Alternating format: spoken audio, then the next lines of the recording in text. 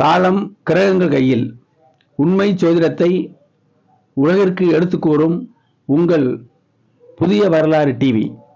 வணக்கம். சத்குரு சாய்நாதாய நமோ நமக. உலகமெங்கும் வசிக்கக்கூடிய தமிழ் உறவுகள் அனைவருக்கும் இனிய வணக்கம். நான் உங்கள் அஸ்ட்ரோ சாய் செல்வம், மதுரை. வாழ்க வளமுடன். மே மாத ராசி பலன்கள் 12 ராசியினருக்கும் தொடர்ச்சியாக பார்க்கலாம். மேச ராசிக்கு இந்த மே மாதம் என்னென்ன பலன்கள் நடக்கும் என்பதை தெளிவாக பார்ப்போம். மாத ஆரம்பத்திலேயே 2 குரு, இயற்கை சுபக்கிரகம். குரு பார்க்க கோடி நன்மை. அப்போ இந்த இயற்கை சுபக்கிரகமான குரு பகவான் 2ல் இருக்கிறது அற்புதமான பலன்ங்க. 2ஆம் இடம் குடும்பம், வருமானம், வாக்கு எல்லாமே தாங்க 2ஆம் இடம். ஆக 2ஆம் இடம் தான் அனைத்திற்கும் அடிப்படை. அங்கே ஒரு வெளிச்சம் இருக்குது. ஏற்கனவே மேசத்தில் இருக்கும் பொழுது சனியோடைய பார்வை, மீனத்தில் இருக்கும்போது ராகுவோட சேர்ந்துருந்தார். இப்போ தான் தனித்த நிலையில் குரு பலமாக இருக்கார். அப்போ 2ஆம் இடம் வருமானம் உங்களுக்கு சிறக்க போகுது. குடும்பத்தில் சண்டை சச்சரவுகள்லாம் மறைய போகுது. தொழில் முறையில் வெளியில் பாக்கி கொடுத்துருந்தீங்கன்னா அது உங்களுக்கு வந்தடைய போகுது. அதே மாதிரி குடும்பத்தில் சுப நிகழ்ச்சியும் நடக்க போகுது. 11 சனிங்க. லாபம் சனி பாடுபட்டு லாபத்தை உங்களுக்கு தருவார். நறுக்குன்னு பாயிண்ட்டு. குரு இருந்தாருன்னா லாபங்கள் நல்லா கிடைக்கும். சனிங்கிறதுனால நம்ம பாடுபட்டு அந்த லாபம் இருக்கும். லாபத்தை பெறக்கூடிய சூழ்நிலை இருக்கும். 12ஆம் இடத்துல ராகு செவ்வாய்ங்க. ராசிநாதன் செவ்வாய் 12ல் போய் ராகுவோட இணையும் பொழுது நம்ம அதிகமாக எனர்ஜியை கொடுத்து உழைக்க வேண்டி வரும். அவ்வளோதான். 12ஆம் இடம் மறைவு ஸ்தானம். குரு வீடு இருந்தாலும் செவ்வாய் ராகுவோட இணையும் பொழுது நம்ம இருட்டுக்குள்ளே இருக்கணும்னு அர்த்தம். அப்போ வெளிச்சத்துறைக்கு நம்ம போகணும், முயற்சி செய்யணுங்கிறது தான், வேறு ஒன்றுமே இல்லை. குருவுடைய அற்புதமான பார்வை 6ஆம் இடத்துக்கு விழுகுது. வேலை சிறக்க போகுது. இதுவரை வேலை இல்லாதவருக்கு வேலை அமைப்பு கண்டிப்பாக கிடைக்க போகுது.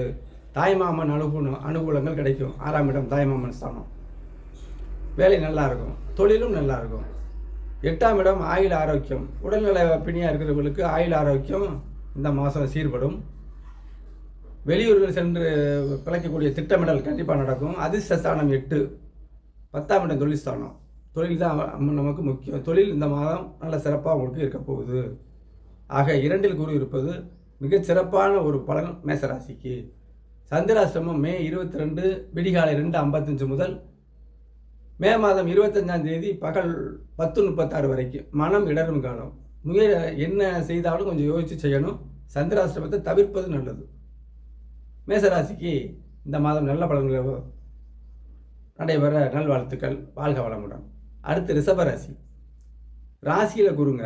குரு ஒரு சுபக்கிரகம், இயற்கை சுபக்கிரகம். தனித்த நிலையில் சனி பார்வை, செவ்வாய் பார்வை இல்லாமல் இப்போ இருக்காரு. குரு ராசியில் அமர போகிறாரு. ராசியில் எந்த இடத்துல ஜென்ம குரு சிறைவாசம், வனவாசம் என்னென்னமோ சொல்லுவாங்க.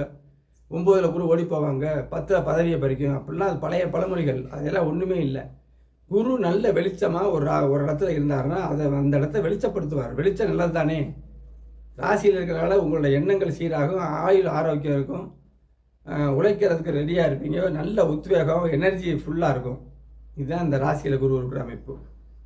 நல்ல எண்ணங்களும் உருவாகும். 10ல் சனி. தொழில் சனி இருக்கும் பொழுது தொழிலை கண்டிப்பாக நீங்கள் செஞ்சே ஆகணும். நல்ல ஒரு அமைப்பாக இருக்கும்.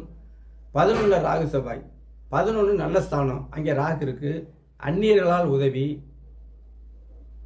இது பங்குதாரர்களால் நல்ல ஒரு பலன் கிடைக்கும். 7ஆம் இடம் மனைவி ஸ்தானம் செவ்வாய். அப்போ மனைவியின் மூலம் லாபங்கள் கிடைக்கக்கூடிய மாதமாக இருக்கும். அவங்க மூலம் உங்களுக்கு நன்மை நடப்பதற்கு ஒரு திட்டமிடல் கண்டிப்பாக இருக்கும் இந்த மாதம். குரு பார்வை எடுத்தீங்கன்னா ராசியில் இருந்தாலும் 5ஆம் இடம் பார்ப்பார். குழந்தைகளுக்கு கல்யாணங்கள் நடக்கும். குழந்தைகளுக்கு அவங்க வயதுக்கு தகுந்த மாதிரி நல்ல படிப்பு, இந்த மாதிரி அமைப்புகளை குழந்தைகளுக்கு நல்ல பலன். 5ஆம் இடம். 7ஆம் இடம் பங்குதாரர்கள், மனைவி, ஆரோக்கியங்கள், உறவு முறை நல்லா சீர்படும். 9ஆம் இடம் பாக்கியஸ்தானங்க, அதிர்ஷ்டஸ்தானம் கூட. தந்தையார்கிட்ட நம்ம ஏதாவது உதவி வாங்கினோம்னா இந்த மாதம் அதுக்கான அடித்தளம் ஏற்கனவே திட்டமிட்டிருந்தீங்கன்னா இப்போ கண்டிப்பாக உறுதியாக கிடைக்கும். 9ஆம் இடம் தெய்வ தரிசனம். ஏற்கனவே நீங்கள் போய் கோவில்களில் நேர்த்திக்கடை செலுத்தியிருந்தீங்கன்னா இப்போ செலுத்திக்கலாம். சந்திராஷ்டமம் மே 25 பகல் 10:37 மே 26ஆம் தேதி மாலை 4:05 வரைக்கும் சந்திராஷ்டமம் நடக்குது. கொஞ்சம் கவனமாக இருந்துக்கிறணும். ரிஷபராசி நேயர்களுக்கு இந்த மாதம் சிறப்பாக இருக்க நல்வாழ்த்துக்கள். மிதுன ராசிங்க. 12ல் குரு. 12 அன்றாட காலையில் எந்திரிக்கிற ராசி. 12ஆம் இடம் வீட்டில் தங்குறது. நல்ல தூக்கம், நிம்மதியான தூக்கம் இருக்குன்னா 12ஆம் இடம், அப்போ வருமானம் நல்லபடியாக வரும் தான் அர்த்தம். ஒரு நிம்மதி கிடைக்கக்கூடிய அமைப்பு. 12ஆம் இடம் வெளிஸ்தானம், வெளியில் போய் பிழைக்கக்கூடிய ஸ்தானம் 12 அந்த ஒரு செலவினங்களை குறிக்கக்கூடிய அமைப்பு. கண்டிப்பான முறையில் அந்த ஏற்கனவே அப்போ செலவுன்னு வச்சுட்டிங்கன்னா நீங்கள் என்னென்ன செலவு செய்யணும் நினச்சிருந்தீங்களோ அத்தனை நடைபெறக்கூடிய அமைப்பு இது. 9ஆம் இடத்துல சனிங்க, அது வந்து அதிர்ஷ்டஸ்தானத்தில் சனி இருக்கக்கூடாது, அதிர்ஷ்டத்தை தேடி போகணும். நல்லா புரிஞ்சுக்கங்க. சனி இருந்துச்சுன்னா நம்ம தேடி போகணும், தடைகளை கொடுக்கும், நம்ம தேடி போகணும். ஆனால் கண்டிப்பாக அதிர்ஷ்டம் உண்டு.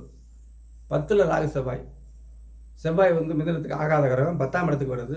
அவயோக கிரகங்கள் 3, 6, 10, 11 இருந்தால் நல்லது செய்கிற அமைப்புப்படி ராகுவோடு இருந்தாலும் இந்த 10ஆம் இடத்துல உங்களுக்கு அந்த தொழில் அமைப்பை தூண்டுவதாகத்தான் இந்த மாதம் உங்களுக்கு இருக்கும்.